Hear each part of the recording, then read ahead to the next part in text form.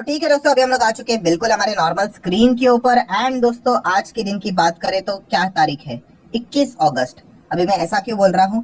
क्योंकि अगर देखा गया दोस्तों तो 20 अगस्त तक यहाँ पे एक टाइम दिया गया था किसके दौर के। और यहाँ पे हम लोग बात करें कौन से टॉपिक से रिलेटेड, सारी चीजों को हम लोग कवर करेंगे। एंड इसी से रिलेटेड अभी 20 तारीख कल खत्म हो गई, आज 21 है, तो रिपोर्ट के जरिए काफी सारा डेटा सामने आते हुए देखने को मिल रहा है। मतलब आप एक अंदाजा लगा सकते हो कि भविष्य में क्या हो सकता है करके।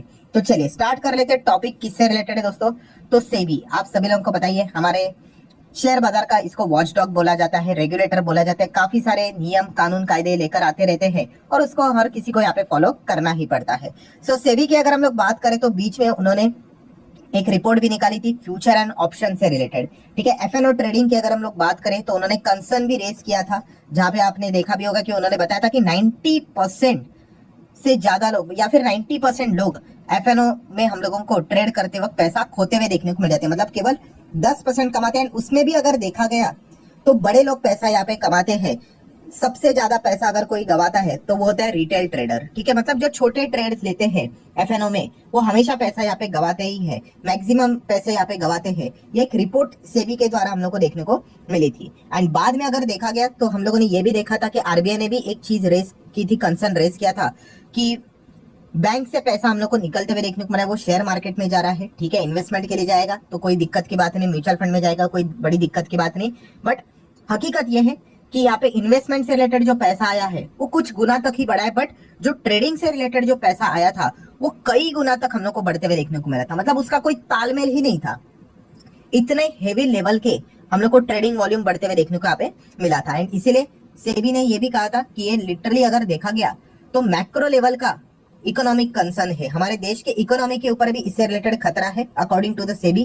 बिकॉज अगर देखा गया लोगों के हाउस होल्ड, मतलब जो घर का पैसा है, वो मार्केट में आ रहा है और सिर्फ आ नहीं रहा है, वो पैसा लगातार खोते जा रहे हैं। एंड इसी लॉजिक के चलते सेबी ने एक डिसीजन यहाँ पे लिया था कि वो एक कमेटी फॉर्म करेंगे। और उन्होंने वो कमेटी फॉर्म की और उन कमेटी का एक ही उद्देश्य रहेगा, कौन सा? कि कुछ भी करके रिटेल ट्रेडर को बचाया जाए। किस चीज के चलते? फ्यूचर एंड ऑप्शन के चलते। तो कुछ तो आप हमें सजेस्ट कीजिए कि कैसे यहाँ पे हम लोगों ने इनको बचाना चाहिए करके।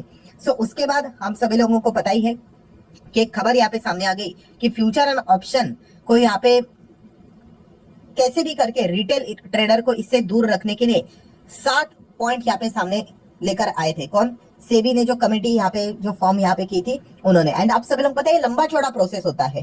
ठीक है, फर्स्ट कमेटी रहती है, देन उसके बाद सेकंड के पास जाता है, फिर थर्ड के पास जाता है, उसके बाद कंसल्टेशन पेपर रिलीज हो जाता है, वो भी हम लोगों ने देखा था, जिसपे आप लोग क्या कर सकते थे? रिप्लाई भी कर सकते थे। उसका टाइमलाइन खत्म हो चुका है, वही था 20 अगस्त तक, कल के दिन तक ही उसका यहाँ पे टाइम था। एंड वो अभी टाइम यहाँ पे जा चुका है। ठीक है, काफी लोगों ने यहाँ पे क्या किया है? सुझाव यहाँ पे दिया है। अभी इसका अर्थ ये नहीं कि वो सुझाव को गारंटी के हिसाब से मानेंगे ही करके। ठीक है, बट 7 पॉइंट यहाँ पे सामने रखे गए थे, जिस चीज के चलते मतलब ये 7 पॉइंट आपके ऊपर लागू हो सकते हैं। ठीक है, अभी होंगे इस 7 में से 7 या फिर कोई 6 या फिर 5 या फिर 4 या फिर 3 या फिर 2 या फिर 1 या फिर कोई भी नहीं, ये तो आने वाले वक्त पे ही पता यहाँ पे चल जाएगा।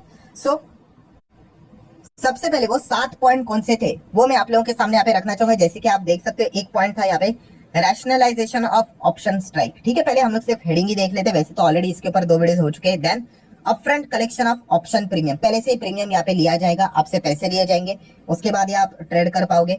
देन अगर हम लोग बात करें removal of calendar spread benefit on expiry day, ये एक सुझाव गया था।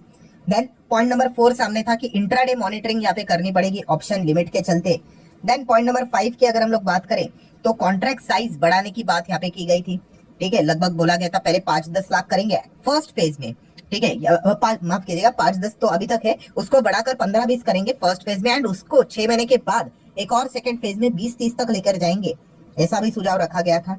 देन पॉइंट नंबर 6 सामने रखा गया था, क्या था? रैशनलाइजेशन ऑफ वीकली ऑप्शन करके। ठीक है, इसके ऊपर भी एक पॉइंट उन्होंने सामने रखा था। एंड पॉइंट नंबर आखिरी 7 था कि जैसे जैसे कॉन्ट्रैक्ट एक्सपायरी के करीब हम लोग यहाँ पे जाएंगे, मार्जिन को यहाँ पे बढ़ा देना चाहिए। 3 to 5% जो ईएलएम की अगर हम लोग बात करें, ठीक है, उसकी बात यहाँ पे रखी गई थी। तो ये 7 पॉइंट थे। कंसल्टेशन पेपर में भी ये 7 पॉइंट देखने को मिले थे। एंड आपको पता है कंसल्टेशन पेपर में आप भी अपना सुझाव यहाँ पे दे सकते थे। तो काफी लोगों ने भर भर के रिप्लाई दिया। रिपोर्ट के जरिए खबरें हम लोग को देखने को यहाँ पे मिल चुकी है। अभी ये 7 पॉइंट जो सामने यहाँ पे गए थे दोस्तों, अभी फिलहाल रिपोर्ट के जरिए खबर यहाँ पे सामने आ रही है कि बताया गया कि 3 पॉइंट को लेकर, ठीक है, जैसे कि था 1 2 3 4 5 6 7, ठीक है, तो 3 पॉइंट ऐसे थे, वो कौन से थे वो अभी हम लोग देख लेंगे, ठीक है।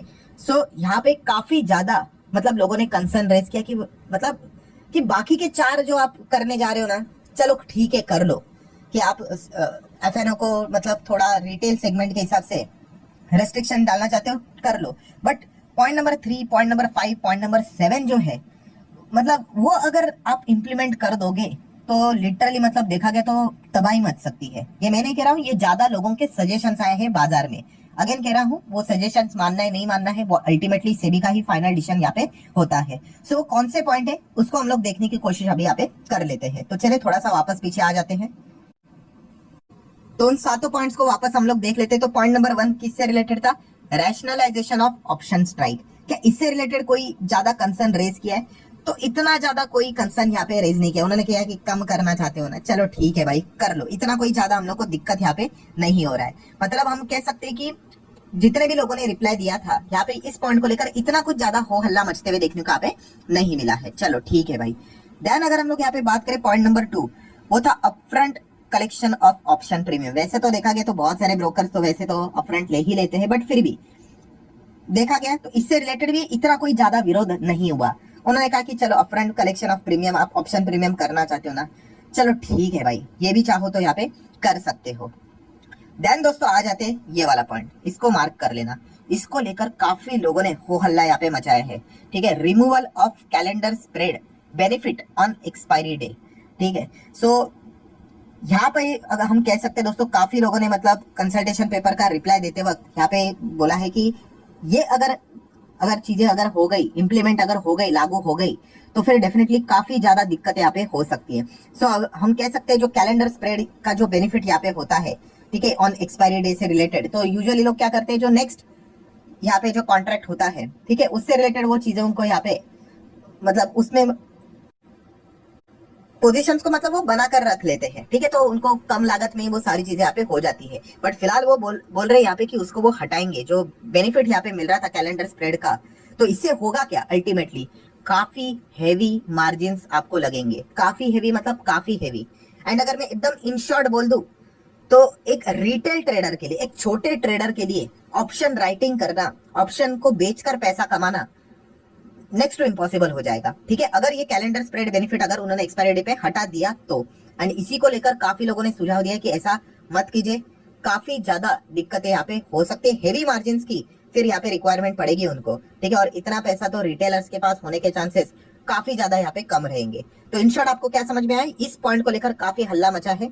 एंड इन शॉर्ट ये पॉइंट को लिख लेना कि अगर ये एप्लीकेबल हो जाते तो एक रिटेल ट्रेडर के लिए ऑप्शन बेचना एंड उससे पैसे कमाना काफी ज्यादा मतलब आप कह सकते हो मुश्किल भरा काम होगा। एंड एफएनओ की अगर मैं बात करूं तो ऑप्शन राइटिंग में ही अगर देखा गया तो सक्सेस परसेंटेज काफी ज्यादा होता है, ठीक है, बेनिफिट भी कम होता है बट स्टिल जीतने के भी चांसेस, प्रोबेबिलिटी भी काफी ज्यादा होती है। तो वहां से रिटेल इन्वेस्टर ने बोला चाहे ट्रेडर हटते हुए देखने को आप मिल सकते हैं।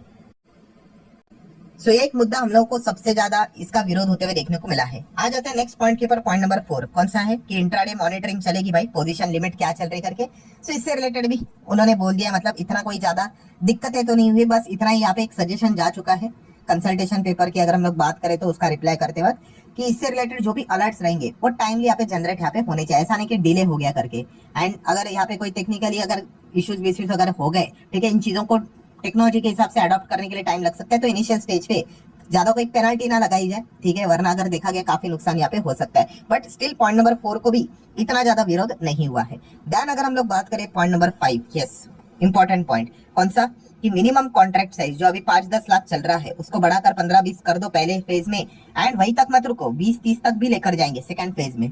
तो कहने का तरीका ये कि चलो आप बढ़ाना भी चाहते तो भी चलेगा, बट ऐसे एकदम से ही इसको अगर 3 गुना 5 गुना 6 गुना अगर आप कर दोगे तो फिर काफी मुश्किल हो जाएगी। सो काफी लोगों का यही कहना है कि अगर बढ़ाना भी चाहते हो तो धीमे धीमे करके यहाँ पे बढ़ाना चाहिए। एकदम से अगर आप 5 का 15 कर रहे हो, ठीक है, देन उसके बाद आप कह रहे हो 20 से 30 लेके जाएंगे, 5x 6x यहाँ पे करोगे तो काफी ज्यादा दिक्कत यहाँ पे हो सकती है करके। तो ये 5वां वाला पॉइंट भी, इसको लेकर भी काफी ज्यादा नेगेटिविटी हम लोगों को विरोध होते हुए देखने को यहाँ पे मिल चुका है। पॉइंट नंबर 6 की अगर हम लोग बात करें, वीकली ऑप्शन से रिलेटेड अगर हम लोग बात करें तो यहाँ पे भी बोल दिया चलो ठीक है भाई, आप यहाँ पे वो जो सिंगल बेंचमार्क इंडेक्स की अगर हम लोग यहाँ पे बात करें तो उसमें भी उन्होंने कहा कि चलो ये भी अगर आप करना चाहते हो ना, चलो ठीक है, कोई दिक्कत की बात नहीं। बट पॉइंट नंबर 7 को लेकर भी उन्होंने काफी ज्यादा यहाँ पे विरोध किया है कि हम कह सकते हैं कि जो कॉन्ट्रैक्ट के एक्सपायरी के करीब आप जितना यहाँ पे जाते हो तो मार्जिन को यहाँ पे बढ़ाया जाएगा। ठीक है, जैसे कि आपको यहाँ पे बताया था कि एक्सट्रीम लॉस मार्जिन जो रहता है ईएलएम की बात करें 3% करेंगे, 5% करेंगे, तो उन्होंने बोला ऐसा मत करो भाई, ऐसा करेंगे तो वापस वही दिक्कत यहाँ पे हो जाएगी। इसके चलते जो लागत है, कॉस्ट है, वो बढ़ते हुए देखने को मिल जाएगी एंड काफी अनसर्टेनिटी दिक्कतें हो जाएगी। एक बार कॉन्ट्रैक्ट लिया है भाई तो उसी हिसाब से आप उसको रखो, क्यों यहाँ पे बाद में ऐसा चेंज यहाँ पे कर रहे हो। ठीक है, एंड अगर किया ऐसा तो जैसे कि आप लोगों को मैंने बताया कि एक रिटेल ट्रेडर की लागत बढ़ेगी, कॉस्ट बढ़ेगी एंड इतना कॉस्ट शायद से वो बेयर कर पाएंगे। ठीक है, मतलब वो ऑटोमेटिकली एग्जिट भी यहाँ पे हो सकते हैं, ये एक पॉइंट देखने को मिल रहा है। सो जैसे मैंने आपको बताया 7 पॉइंट थे, उनमें से 4 पॉइंट को उन्होंने कहा चलो ठीक है अप्लाई हो जाएंगे तो नो दिक्कत। बट ये 3 जो पॉइंट हम लोग को देखने को यहाँ पे मिल रहे हैं, ठीक है, वो काफी ज्यादा मतलब दिक्कतें क्रिएट करवा सकते, तो वो सुझाव हम लोग को जाते हुए देखने को मिल चुका है।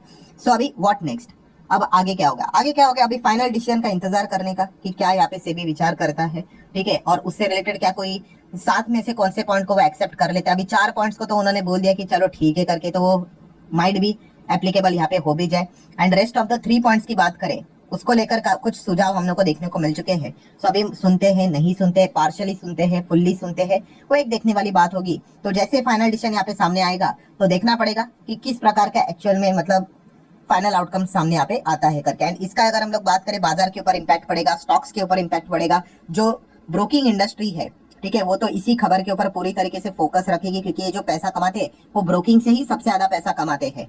ठीक है, प्लस उसी के साथ साथ बीएससी के ऊपर फोकस रहेगा, क्योंकि एक ट्रेडिंग प्लेटफॉर्म फ्लोर प्रोवाइड करते हैं, तो उसके भी जो अर्निंग होती है वो इसी से रिलेटेड होती है। सो अगर एफएनओ की वॉल्यूम्स अगर कम हो जाते हैं तो डेफिनेटली इन इंडस्ट्री को इस चीज का अच्छा खासा फटका पड़ सकता है।